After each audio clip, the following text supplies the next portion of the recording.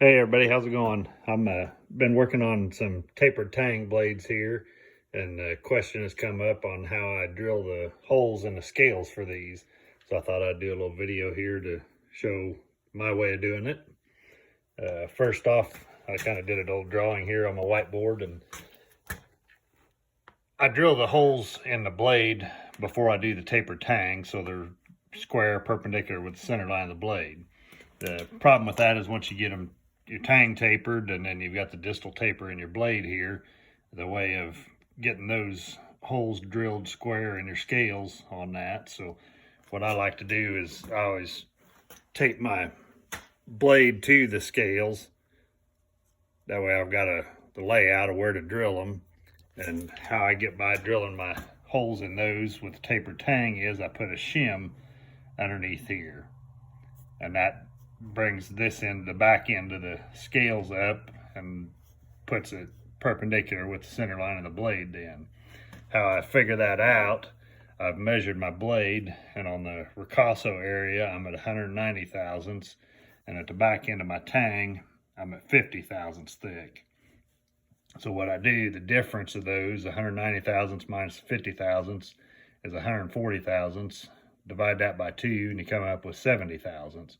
So that makes the thickness that I need for the shim here underneath the scale.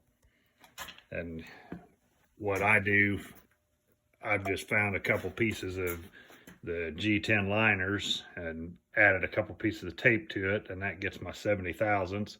And I've taped that to the back end of the scale here.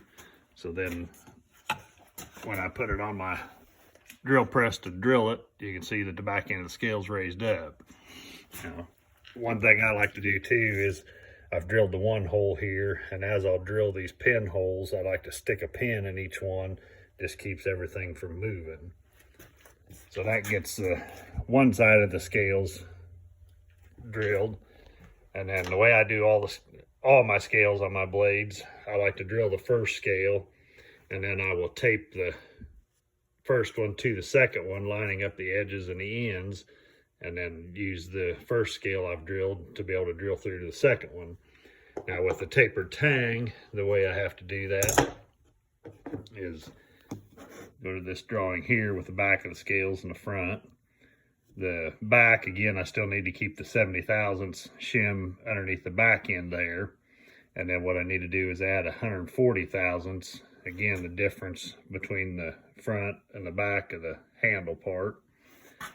So I'll put 140 thousandths shim in between here.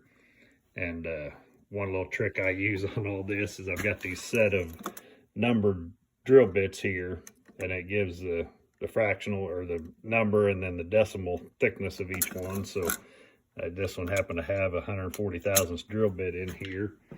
So I use that as my shim on the front of the scales. And then these I've also still got the shim taped to the back end here. So then I can set that on the drill press. And with them being taped together, that gives me the shimming that I need to drill my holes so that they'll be square or perpendicular with the center line of the blade.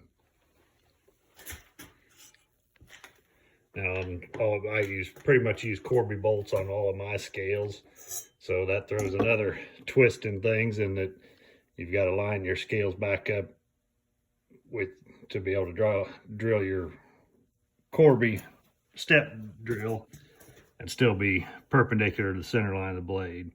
So the way you do that is with your scale here, and then on the inside, this will be the blade part of the scale.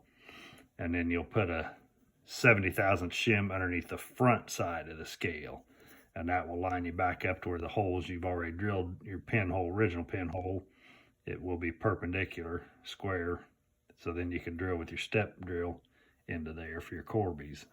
Now, one trick you'll have to do is you'll have to shim this underneath here, and then when you set your stop for each end, you'll have to figure the difference in your gapping underneath here to adjust your stop on your drill press for each hole you drill. So hopefully that'll give you an explanation of how I do this and give you some ideas. It doesn't take any kind of special jig or anything to do it, just some shims and a little bit of measuring. Thanks.